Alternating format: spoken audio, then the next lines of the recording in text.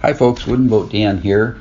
Just wanted to give you a heads up. The podcast you're about to listen to was recorded several years ago, so some of the phone numbers, email addresses, website links, and time-sensitive information are no longer valid. Please keep that in mind as you listen. If you'd like to contact me, my email address is woodenboatdan@gmail.com. Thank you and enjoy the podcast. Welcome to Hooked on Wooden Boats weekly podcast episode number 55.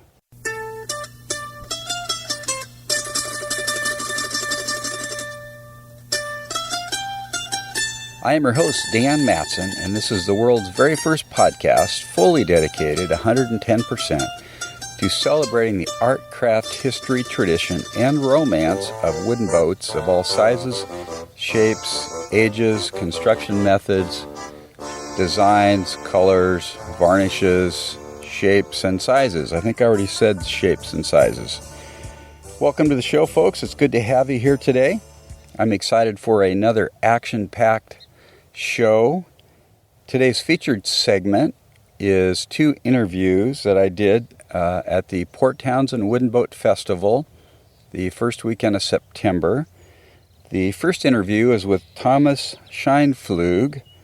I met Thomas at the festival. He was on the schooner Pacific Grace, which was built in the late 90s. It's a replica of a schooner, Canadian schooner. It's a really cool vessel, and Thomas was actually one of the people that participated in the build of that schooner, and he's going to talk about that. The second interview is with Dave and Linda Burright. Dave and Linda are from Oregon. I met them at the festival. They built a beautiful 26-foot George Caulkins designed Bartender boat, which is a double-ended boat designed for rough water off the coast of Washington and Oregon, or actually any coast for that matter. Really cool boat, and they talk about that build. And so stick around for those two interviews. It's going to be a lot of fun. This past week, I did work on my sassafras canoe a little bit. I mentioned last week that I had to, because I over-sanded the epoxy on the hull, I had to apply 3 more coats of epoxy, which I did. And I sanded down one side of the boat. I don't know if it was port or starboard. And actually, it's a symmetrical boat, so I'm not sure what you call that. But sanded one side down with 120. That went good. Went to the other side, started sanding, and my sandpaper started gumming up really bad. And the epoxy started kind of rolling off rather than sanding off in a fine, annoying white dust. So now I'm doing a little troubleshooting to see what happened. Obviously, the epoxy did not cure properly or something, and I don't understand that. I washed the whole boat down and I coated both sides at the same time with the same mix. So maybe one side of the boat I didn't get super clean. Maybe there was a little blush on it or something. So I've caused myself some more grief once again. But I will work through this and be victorious in the end with a beautiful looking canoe. So stick around for the update on that. Wooden boat tip of the week, number 7. This tip is to buy high quality tools and to keep them in good working order. Now this may seem like a no-brainer. However, for us budget-minded folks that tend to be a little impatient, it's easy to go out and buy tools that are maybe lower grade, knockoffs of really good products, trying to save a couple bucks, and we use the tools and maybe we don't maintain them. The problem with that is if you don't have good tools and they're not in good condition, and I'm talking about power and hand tools, it's going to be harder to build your boat, and product isn't going to be as good, and it's going to take you more time. So when you go out to buy a low-angle block plane, don't buy some $5 rig at whatever your basic discount store is. At least buy a Stanley low-angle block plane, or even step it up and buy a higher quality one. There's quite a few different brands out there. Same thing goes for power tools. Junky power tools don't work well, and they're going to take you a lot more time. The other thing here is to keep your tools in good working order. So for your hand tools, you need to keep them sharp, whether it's a chisel, hand plane, spoke shave, Your sandpaper, you need to change it frequently on your sanding block. If you do have power tools, you need to keep those operating well. Right now my bandsaw is making this weird noise, and it kind of does a little jumping thing with each revolution of the blade. I need to get that fixed because it's very difficult to make a good cut with that. So buy good quality stuff. It's better to own fewer tools and better quality than to have a shop full of tools and have a bunch of junky stuff, or some junky stuff. You just don't want junk, folks, trust me. And by the way, boats can be built with mainly hand tools. It might take a little more time, but if you're patient and you like the feel of using your hands, which is pretty cool actually, you can do a lot with hand tools. So I would suggest you invest mainly in good hand tools to start, and then kind of go from there with the power tools. I would like to give a shout out to our new subscribers, William Easby and David Burright. Welcome to the e-news subscription list, William and David. And if you would like to subscribe, the rest of you listening, to my monthly newsletter, you can do so by going to hookedonwoodenboats.com/subscribe. I send out a monthly letter with some resources, notes, fun stuff, links, stuff like that. It's just all in fun. All you've got to do is give me your first and last name and your email address. I'm recording this episode from my favorite sunny spot in the Northwest, Bayview State Park in Bayview, Washington. It's another beautiful day here. It's about 65 degrees and sunny.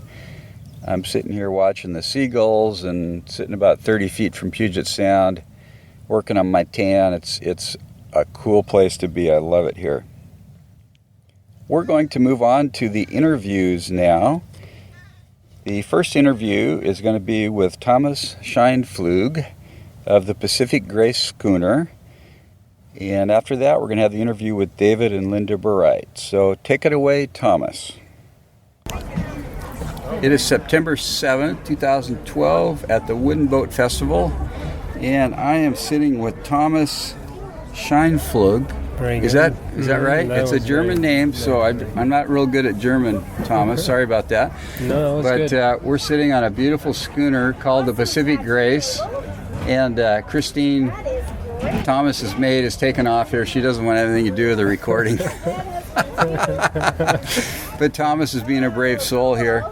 I kind of cornered him and said, let's talk about this boat. So, Thomas, you were one of the guys that helped build this schooner. Yes, I was. How long is this schooner? How long on deck, you mean? Yeah, on deck. Yeah, it's about 107 on deck. 107 on deck. And about 140 overall. Wow, 140. It's got a big bowsprit. Yeah. And is there what do you call the spread on the back? Is there a stern spread? Is that what it's called? No, if you have a something sticking past the stern, it's a bumpkin. It's a bumpkin? Yeah, like okay. on the Martha over there. Oh, I see. Very cool. You don't really have that on a boat like that. You have running backstays. I see. So your backstays are flexible. You can switch them from side to side, so your boom can move back and forth. I see. Whichever tack you're on. Very cool. So tell me about this boat, Thomas, what you know about it. Well, it's a replica of the Robertson II, which is a fishing schooner from the East Coast that was brought around in the 70s for sail training for this society. And she just got really old. And there was a need for a new boat. Okay. So they decided to take the lines off this boat and build a new boat from those lines. Which is the one we're on, the Pacific Grace. This is right. Yeah. What year was the original boat built? Do you know? The original was built. I'm not exactly sure, but it was constructed during the war. So they had to stop when the war was on, which was a very good thing for the boat because the timber had a chance to dry out. Interesting. So that's why she lasted that long. Normally they would only last for 10, 20 years. So approximately what year was that, you think? Or which war are we talking about? The Second World War. Second World War? Yes. Okay, so in the 40s? Yeah. Okay. And then by the time the war was over, fishing has changed very much too. So she was originally built for fishing off the east coast of the U.S. and Canada, or for Canada, or fishing off the Grand Banks. Grand Banks, okay, Yeah. Which is Canada, right? Is it, or is well, if you I'm not familiar with go out there, it's international. Oh, I see. Okay, Yeah. okay. Grand Banks fishing. Like the further down in Maine, they would have the same boats, the same schooners. I see, and they'd go to the same do area the and same fish. things, Yeah. Okay. And the idea of the schooner at that time was something that was seaworthy and fast, so you could get out. Yeah, they evolved over a long period of time. What didn't work, they changed, and this one basically was like this design would have been the end of that period. Oh, really? They basically had them sorted out. I see. They'd really fine-tune the design, huh? Yeah, and at the end it was basically the fastest schooner had the best chance to make the best money. Best money from fishing. Yeah. Yeah. And then it turned into they didn't just want to go back home, they wanted to race home. So another thing started with the fishing schooner races. Yeah. The famous Blue Nose. Oh, right. She held the record for 15 years or something. Really? Being the fastest boat. Wow. And do you know how fast a boat like that would sail on a heavy wind? This one, like a length of that boat would go at least 14, 15 knots on a really good like that. This really, is top, on the perfect top, wind. Yeah. 14, 15 knots. Wow. Yeah. And they would like those people in the early days, like they would sail them hard. Sail hard. Yes, they don't make us like that anymore. They just, they did things we could never do today. Really? Just no experience or, like I said, not hard enough, I guess. Yeah. Because they would go out in the winter fishing. And they would take these dories. Yeah. And they have all the sails up on the full sail. They would chuck these dories overboard with two men inside. They would fish all day. And then the captain and the cabin's boy would sail this boat all day until it was time to pick these fishermen up again. Oh my and goodness! This was in all weather. This was fog. Oh my goodness! Sleet and snow. So those are Grand Banks dories, is what they're called. Yeah, they're Banks dories, right? Yeah. Because of where they fished. Yeah. Yeah, and you can stack them up. They would have more. Yeah, that is cool. I love that. How long are those boats? Like 16 feet or something? Well, a little shorter, yeah, maybe 14. 14, yeah. These are more purpose-built for what we need here. Yeah. But they're very seaworthy. They have a flat bottom, so you get weight in them, and they are pretty stable with weight in them, right? Yeah. Once you have a lot of fish in there, you're probably good. But I think the biggest problem was not losing the contact with the schooner because they're fog, and they didn't have they had no radios. They didn't have the cell phones. I'm here. Well, how did they keep contact? Just experience, knowledge, and they didn't always keep contact. Yeah, they didn't lost always people. find. They lost lots of people. Wow. Yeah. I'm glad I wasn't a fisherman in those days. And then sailing home, they would sail so hard, they snapped masts like that. Really? Yeah. It's... Wow, they must have lost some people out there. They lost a lot of people out there, yeah. I know if you ever went to Nova Scotia, Lunenburg, there's huge memorials, and all the names are printed there, how many people they lost. And really? It's impressive to see all Wow. that. Yeah. Wow, very cool. So what part of this vessel did you work on, Thomas? Everything, really. From I joined them, they had the frames up, and they just started planking.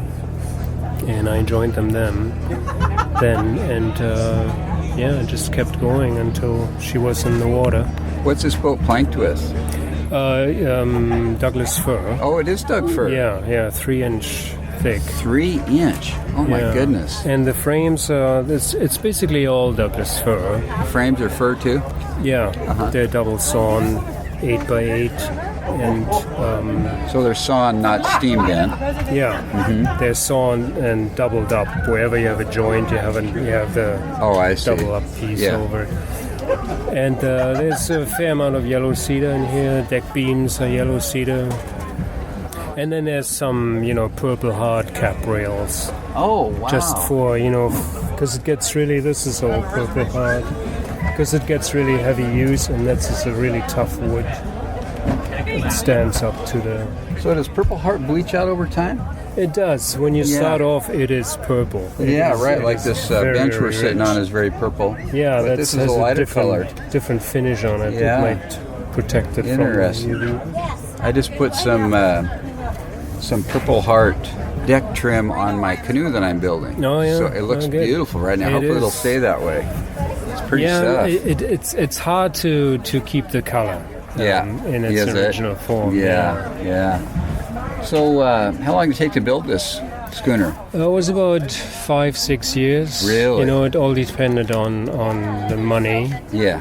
And we had, at some point, there were very few people working, and then towards the end, we had about, 5 paid shipwrights. Wow. Going. And so who owns this boat? It's owned by S.A.L.T.S, the Sail and Life Training Society. Sail and Life Training Society. Yeah. Which is based out of where? Out of Victoria. Victoria, really? Yeah, and they have another boat, the Pacific Swift. And there's also...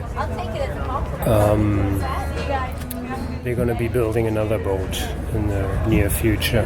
Wow. Which is going to be slightly bigger than this one. So do you mind me asking what it cost to build this? This one was roughly $2 million, which is very, very little for a boat like that. But that's all because a lot of material was donated, a lot of volunteer work. That makes a huge difference. Yeah, right. So the boat was finished in 99, is that what you told me? It was launched in 99. That was another 2 years of finishing. Oh, in the water. Yeah. So some of the work's done in the water. Yeah, because the rig wasn't built by then. That was basically the hull with, decked over. Wow. And, interior and, that's just endless. So I think 2001 was the first. Season. So have you sailed on her some or quite a bit, or? No, not a lot. We just got so busy with other stuff, our life, and whenever you have a chance. But not enough. You told me earlier you've got a boat that Kit Africa built, a 21-foot schooner. Yes, yeah. That you're refurbishing. Tell me a little bit about that one. Well, he apparently, I know only stories, and everybody has one. It's quite a famous little boat. But apparently he built it in the 70s in Sausalito. And it's a tiny boat, and he planned to sail it up here, actually, which is... From Sausalito, California to Port Townsend. Yeah, which is a bit crazy because if you look at the boat, it's very, very little freeboard. Yeah, it's maybe 8 inches on the lowest. Oh, really? Board. It's like a little race car. And apparently he spent 2 hours underwater outside the gate, and just came back in and trucked it up here. Oh, really? So that's one of the stories I heard, which is just fantastic. Just even trying it, I think it's fantastic. And he named it after his 2 daughters, I think. She's called Dana Aaron. Called what? Dana Aaron. Dana Aaron? Yeah, his 2 daughters. Wow. And it's a really beautiful boat, and I'm hoping I can make contact with him here. Yeah. To tell him that she's still out there. And so she needs some refurbishing. Yeah, she, because he, at the time, as I understood, did it with nothing. So all the hardware has rotted away. Oh. And, some of the wood was affected, but still very, very, very, very well built. So. Carvel planked boat also? Yes, yeah. Is she a double end? Not a double ender. Schooners are typically not, it's, right? the lines are off Kingston lobster boat from the turn of the century, late 1800s. Oh, really? Very beautiful, beautiful little shape. Yeah, wow. Beautiful transom. Cool. Was this boat being built next door to the center? No, that's the other boat they own, the Pacific Swift. When I was there was a boat being made there. Yeah, that's the Pacific Swift. Was it? Yeah. So, and then you got another boat, Thomas, a 50-foot schooner. Yeah, a 50-foot schooner, which was given to us about 2 years ago. And she's a very young boat. She's hardly 20 years old, but needed a total refit. Really? Completely. Like 50% of the deck I had to take She wasn't off. taken care of then? Yeah, a combination of things. Not built to, long-lasting standards. And not taken care of. She was, rubbing on a dock when we got her. And it's a Howard Chappell design, is that what you said? It's a Howard. And basically very similar to a fishing schooner like this, but just half size. Yeah. Okay. So, if somebody wanted to find out more about this boat, Pacific Grace, is there a website? Do you know for S.A.L.T.S? There's. Do you know what the address is, by any chance, or? I don't know. If you don't, I'll look it up. There's lots of brochures. Okay, I'll look that up and put it up on the podcast on the website. So. Yeah, there's lots of information and videos and of their offshore trips and beautiful boat, Thomas. Yeah. Well, thanks for your time today. Any comments you'd like to add for our listeners? Any encouragement about wooden boat building or anything like that? Oh yeah, just keep it alive. Yeah. Because it's a beautiful thing. It's just nothing like it. Creating a boat with your own hands, which you can take anywhere you want to go. Yeah, that's right. Anywhere in the world. It doesn't have to be fancy. Mm-hmm. Just functional and strong, and off you go. Cool. Yeah. All right. Well, very good. Thanks, Thomas. Oh, good. Take care. Okay, we're going to move into our second interview with David and Linda Burright of Oregon, who have the 26-foot Caulkins Bartender boat. Take it away, Dave and Linda. Okay, it is September 9th, 2012. I'm at the Wooden Boat Festival in Port Townsend with Dave and Linda Burright. Did I pronounce that right? Burright. Burright. Okay, very good. Well, welcome to the podcast today. Thank you. Thank you. We're sitting on a gorgeous 26-foot bartender boat that I believe was designed originally by George Caulkins. That's correct. Is that right? Yeah. So, Dave, let me ask you this. When did you first get interested in wooden boats, and why? Well, I've been into woodworking for a lot of years, and I just always enjoyed building things that you can really use. I didn't like to, certainly I've done picture frames and all, that you put on the wall, but I like things that you can really get out and do something with. And so then boats are just right up that alley. And I built my first boat a few years ago, a 19-foot outboard. Oh, yeah? And thoroughly enjoyed that. And what kind of boat was that? That was a Tracy O'Brien design. Tracy lives here in Washington, and it was called a 19-foot dead rise. So, and I used it for fishing and just playing. It's kind of like a skiff, open boat, or a cabin on it? No cabin, just open bow, windshield, and then a rag top. Cool. So that was your first boat. Did you help him build that one, Linda? Nope. Really? He would come home from work, and that was his therapy. He says, some nights you just need to go out and cut something. And so it's like, you just go right on out to the garage. I can relate to that. So how long ago was that you built that boat? I finished that one in 2001. 2001. So that was your first real boat build, huh? Yes. Okay. But you've been a woodworker for quite a while, it sounds like. Yes, for many years. Yeah. Just as a hobby. hobby or as a profession? Oh, no, Just strictly a hobby. Okay. So that was your first boat, and then do you still have that boat, Dave? No, I sold it to help pay for this one. Oh, really? Yes. Was that a little outboard on it? Had a Yeah, the little outboard? Yamaha 115 jet on it. Okay, all right. Did you go out on that boat too, Linda? Oh yes, Really? we spent many happy vacations at Detroit Lake, pulling the kids behind it. You Oh, know, really? They like to tube, kneeboard, and that kind of thing, and it was great for that. Detroit Lake is in Oregon. Central Oregon, or okay, Yes. on the east side or West side. west side. Okay, okay, I've heard of it. So you guys are from Albany, you said Yes. earlier, right? So then, how did you decide to sell that boat and do something else? Well, I didn't sell that one until I was well into the construction of this one. And Okay. I first saw these boats in the issue of the Wooden Boat magazine, and that was in late 2001 also, I believe. They were a featured boat, and the front cover of the magazine was a 26-footer called the Aquila, which was built here in Port Townsend by the Shipwrights co-op, Okay. I believe. And I was just struck by the beautiful lines of the boat and how salty it looked, and just so much about it intrigued me. And I just couldn't get it out of my mind. Kept thinking about it. And it was still a couple years later before we decided to take the leap and build it. And so we drove up in one January in a snowstorm, actually, to George Caulkins and his wife Wilma's house near here on Marrowstone Island. Okay. And bought a set of plans from them. And, Really? yes. Were you there too, Linda? Oh yes. Really? What And, year was that? 2003, I think. 2003. Somewhere along And George Somewhere was in getting there. up in years then. Yes. Yes. Probably But was Wilma it took Dave 90 down or- and showed him one of the boats because George wasn't able to make it down to the boat dock to show the boat. So Okay. Yeah. Yeah. Finally saw a bartender, though I think it was a 19. It wasn't what he had in mind. but- Yeah. Okay. So you bought the plans that day. Yes. How did you? How many models of the Bartender are there?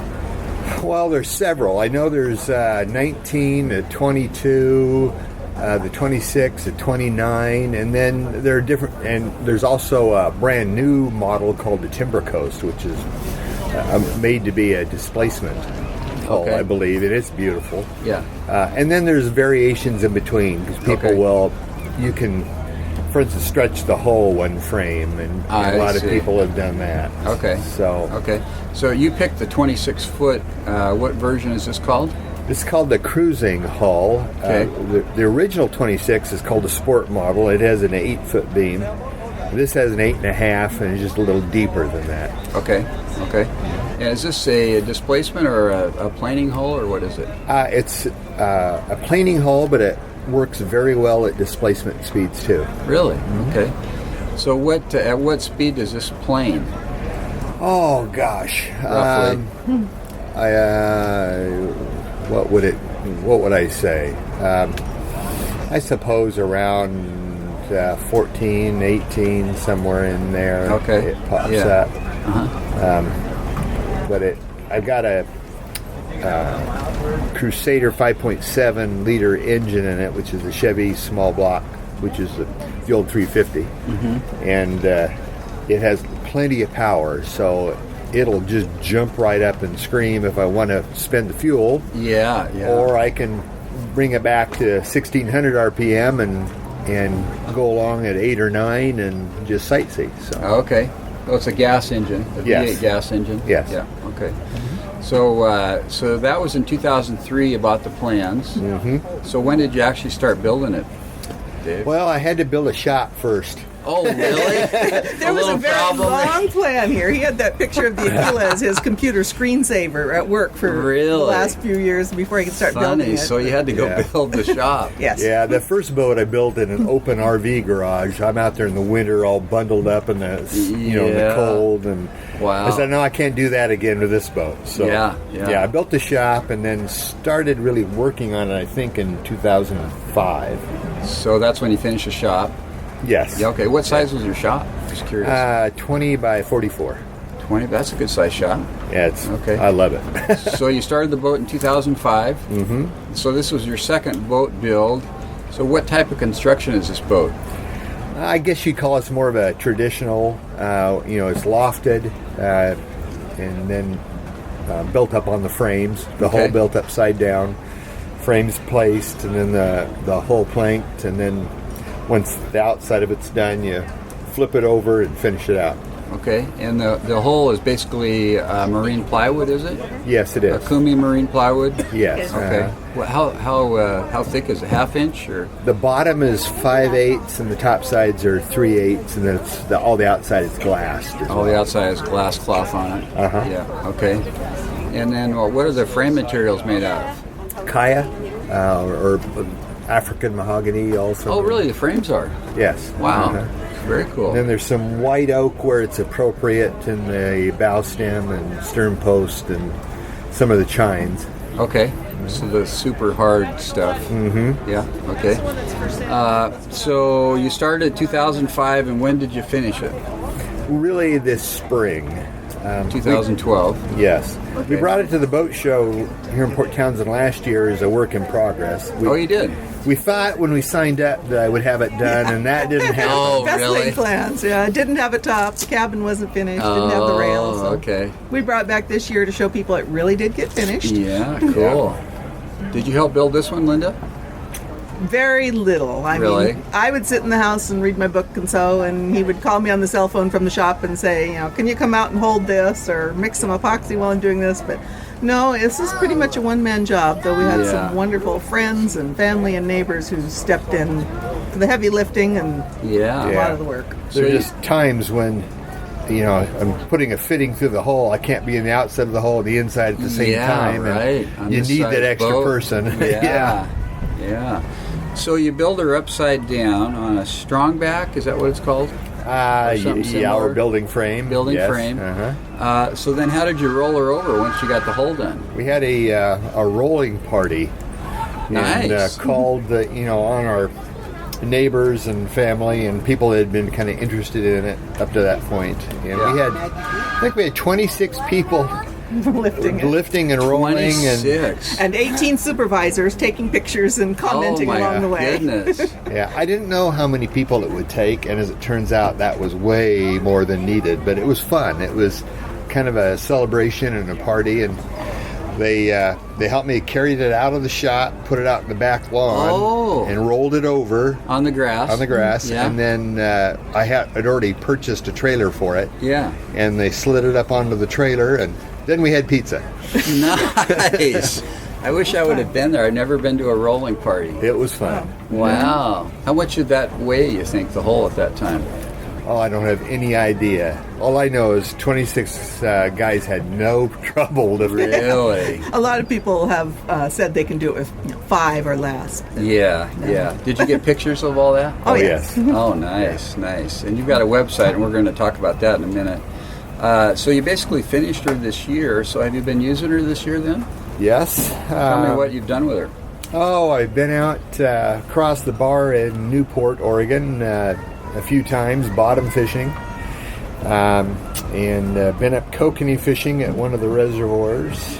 And then Linda and I just, a couple of weeks ago, completed a cruise on the Columbia where we launched in Richland, Washington, Tri-Cities area. And 369 miles later, we took out at Ilwaco. Really? Yeah. That must have been fun. How many locks did you have to go through? 4. 4 locks. 4 locks. And they were an experience. We had never done that before. Really? And How'd that each go, one was Linda? a little bit different. It was a very stressful thing. Was it? Because this boat is very beautiful. He worked very long and hard on it. Yeah. And it's like, don't let it touch the walls. And We still did a time or two. We put a couple scars He had to in do a it, little but- touch-up paint before we could bring it to the show to hide some of the boo-boos. But So you've got a V-berth down in the front, and you slept down there on the way? Not all the time. I planned the route, and I planned it so that we were near hotels within walking distance for about half the time, and restaurants and amenities were important to me. A modern cruising trip. Yes. Planned by the wife. It's going to include less cooking and less boat sleeping. But it does sleep well. I was surprised at how well we could sleep on it. Yeah. Here, I thought she was really getting into this cruising thing, and then I realized what she was really It was a I hotel planned the every trip. night. And go to the mall on the way. Right? We slept on the boat 6 of the nights. 6 of the nights. How many days did it take, or nights? Or? Well, 10, but we spent 2 nights in Hood River and a couple of nights in Portland that we didn't have to spend the extra night, but just wanted to. Wow, what a fun trip! So, It was. that's kind of an historic voyage, isn't it? I mean, there's a lot of history along the way. There is. There's a lot. With the dams and everything. The rock formations were beautiful. We had quite a bit of wind and rough water through parts of it, so Did we you really? didn't see as many sights as we'd have liked to because the water was splatting over the top of the windshield and the top of the boat. Really? So how does she handle in rougher water? Very nice. Really? Yeah, that's what this boat is really so widely known for, is its seakeeping ability and ability to take rough water. Yeah. And, here we are on a river, on a reservoir, really, but as folks that are from the area know, that the gorge is known for its wind. And so we had a few places where we had 4-foot wind waves coming at us that were much closer than the length of the boat apart. Really? And so it was a little bit of a yee-haw ride. Yeah, I did a little spray going. Yeah, I kept the speed down and adjusted so we weren't overdoing it. Yeah. And keeping it comfortable. But we were dry and comfortable inside on the helm, in the cockpit. It was very pleasant. So she's double-ended, so that adds to the seaworthiness if you have following seas, I guess. Yes, that's right. And don't worry about taking a wave over the transom. Yeah, right. And you've got really high combings around the boat for the interior to keep that dry. Yes, Linda gave me the dickens during our design about that, because they were too high, and Oh, I didn't want to have to step over the high rails. Oh. I had to admit on our trip, I was very happy to have the handrails to hold on to in the rough water. Yeah. So you've got a couple little steps here to get over the rails outside the boat. Yes, very necessary. Very safe for kids, too, if you ever had young kids on here. Huh? Well, that was another big part of my thinking. Grandpa wants to be able to take grandkids on this someday, right. so I don't want to have to worry about them. Yeah, very cool. Well, this is an absolutely gorgeous boat. I'm going to have to take a tour and a couple pictures here shortly. But so you've got this really romantic Hawaiian name for this boat. How do you say that? Kala Lua? Well, technically it's Kala Lua. Kala Lua. Is Okay. how we're told it's really pronounced. It's easier to say Kala Lua, and that's what we do. But the story is, ever since we've been married, any RV or boat we've owned, we've always called the money pit. They all are. Yeah. And but when we were getting ready to name this boat, we just couldn't bring ourselves to call this boat the money pit. Yeah. And we were searching around. Linda was on the internet one night looking at a language translator, and we love the islands. We like going to Maui, and she says, in Hawaiian, money pit is Kala Lua. And we said, that sounds so nice. So that's what she's called. And well, at least until people listen to this, very few people know that. I love it. That is so cool. Yeah. We've had a few people come by at the show and they laugh and they say, best name ever for a boat. The people know that they Hawaiian, know huh? Hawaiian. Yeah, they're from the islands, they know. Yeah, because I walked up that, really, this is cool, Hawaiian name for this boat. It must be something really romantic or something about the truthful. islands. And I love that name. That is really cool. That is really cool. So do you keep her on a trailer, Dave? Or Yes. Okay. Yeah. Trailer's very nice, and store it 99% of the time inside. So Wow. So you've got a beautiful finish on this boat. Did you spray the hull and stuff? Oh, no, it's all... Is it all brushed? All brushed or rolled and tipped. And Wow. Do you use a single part or two-part paint? Oh, it's all single part. And don't look close at the paint. I've got some things I need to fix. But Do you use Interlux Brightside or something similar? no, there's very little, if any, true typical marine boat paint on it. Really? What'd you use? Well, the very bottom paint is a Sherwin-Williams two-part epoxy paint. Okay. And I love that. It's just hard as nails and bulletproof. And then I used one of the mistakes, a water-based paint sold as a marine paint on the top side. And the problem is that those paints, the technology is not there yet. For the water base. Yeah, the brush strokes don't flow together at all, and it's soft. And so I will probably replace that at some point. Okay. But right now, when I'm learning how to drive the inboard and so forth, I don't mind it so much if I happen to put a little scratch in it. 'Cause right. later on I will, but not now. So what's the top side of the hull painted with? It's also a Sherwin-Williams product, but it's An epoxy-based product? no. It's Is it water-based? Yeah, water-based. It's a latex paint. yeah. Fortune enamel, is that where you use that? Yeah. Well, and some of the rest. Then I switched to enamel, and then it's An oil-based. Yes. Yeah. Okay. and it worked much better. Very interesting, because I'm building a canoe right now. I'm going to paint the hull, and I've thought about using a latex paint, but I just you know what? I just can't quite come to do it because I don't want to have to redo the paint sooner than I need to. As much as I've heard people do it and have fair results, it's just the nasty stuff just lasts longer, it seems like. It does. Now there are some good things to the latex because of the nature of it. You can touch it up very easy and virtually invisibly. But you use some of the more expensive enamel boat paints, and then sometimes they can be a little harder to touch up that dock rash if you happen to get it. So Yeah. this stuff's a breeze. Yeah, very cool. So this was about, you started this in 2005, you finished it completely in 2012, 7-year process. Yeah, about 6.5. 6.5, altogether. okay. We don't want to overstate it. Maybe it's 6.4. Yeah. But any tips for somebody that's going to build a substantial boat like this? A couple things, advice, and you too, Linda, anything you would want to add here? I think a big part of it is on a large project. It's like the old story of how to eat an elephant. It's one bite at a time. Okay. And if I would have dwelled too much on how much there was left to do, I think it would be easy to get discouraged. Mm-hmm. But you just a little bit every day. Some days I might not go out to the shop for very long. It might have been 30 minutes or whatever. But I tried to accomplish something every single day. And it all adds up. For long, it will get done. I just heard that basic same advice from a guy that I interviewed that's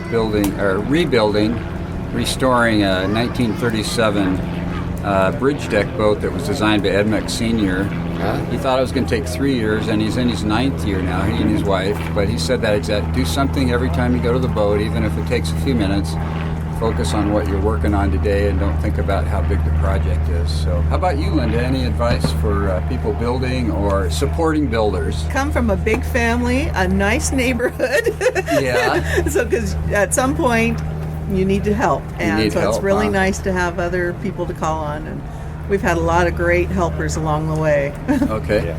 And so if somebody's interested in building a bartender, how would they get more information about that? The bartender business has a nice website. I think it's bartenderboats.com. Okay. The owner's Bill Childs, and they're out of Bellingham, if I'm not mistaken. Okay. But you can go to the website, and Bill has all the information there. Bartenderboats.com.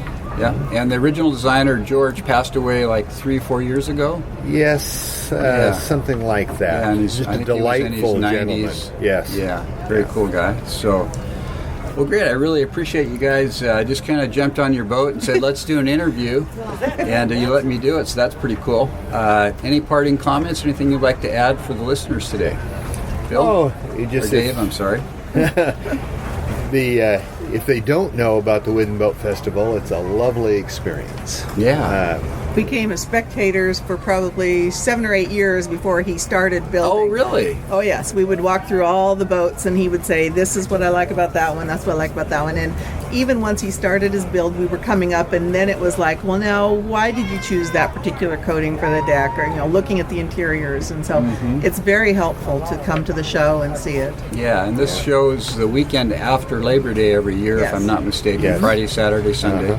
Have you guys gone to any of the other festivals, wooden boat shows? Oh, none of the big ones. Okay. In Oregon, there's one in Depot Bay we've been at a couple of times. Okay. And there's a little one in Toledo. And this is by far the This biggest. is one of the biggest ones in the premier U.S., boat I show. think. Yeah. It really is. So, well, thanks for your time today. I really appreciate it. And I'm going to put a link on the website to your website.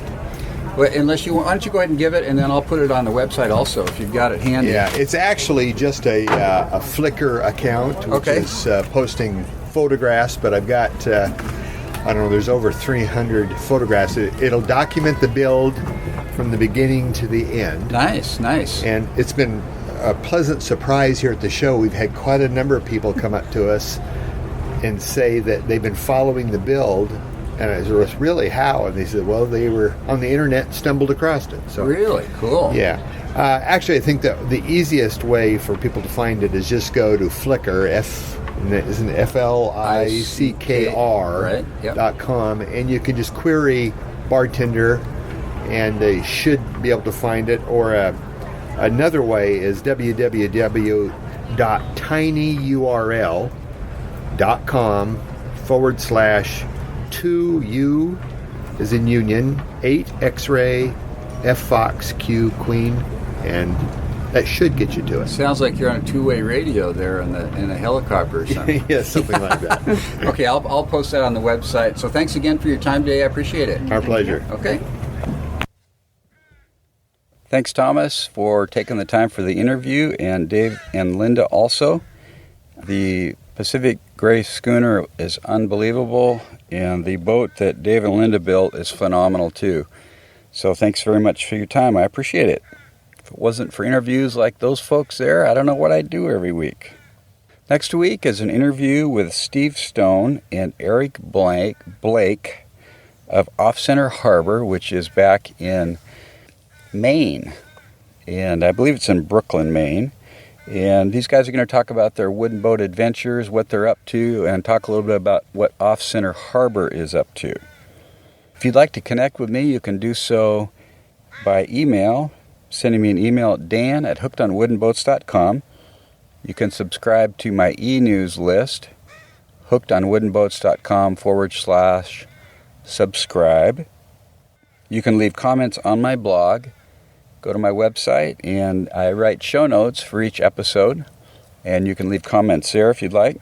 You can connect with me on Facebook if you look for Wooden Boat Dan. Please send pictures and stories if you'd like. I also have a voicemail feedback hotline, 424-261-2360. If you'd like to support the show and you enjoy the show, please go to iTunes and give me a 5-star review there.